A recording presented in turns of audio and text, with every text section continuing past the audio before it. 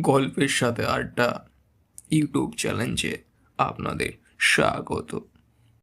শুরু হচ্ছে আজকের গল্প, শেষ দেখা।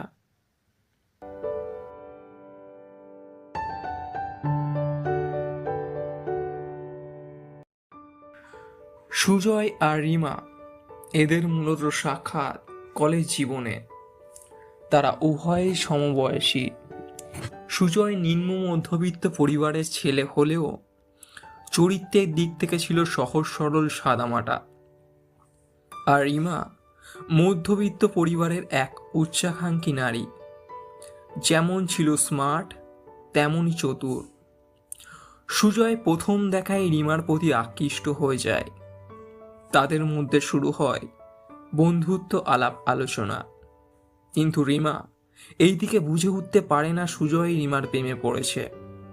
অন্যদিকে সুজয় বলে উঠতে পারছে না রিমাকে সে ভালোবাসে। যদি বন্ধুত্ব নষ্ট হয়ে যায় এই ভয়ে।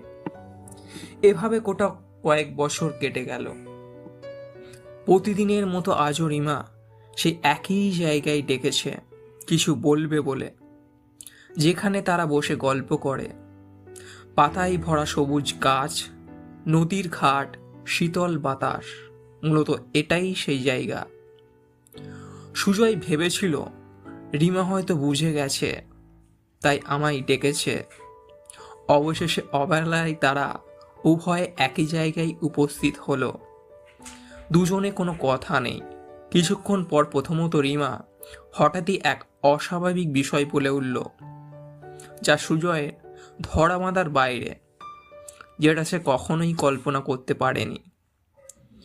জানিস সুজয়, আমার বিয়ে ঠিক হয়ে গেছে।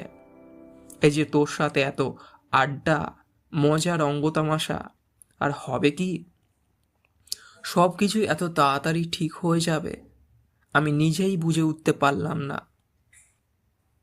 সুজয় কিছু আর বলে উঠতে পারল না। যাকে নিয়ে এত আশা স্বপ্নের মায়াজাল বুনেছিল, সবই আজ বৃথা।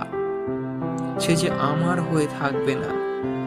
সুজয় হতবাক হয়ে রিমার দিকে চেয়ে রইল।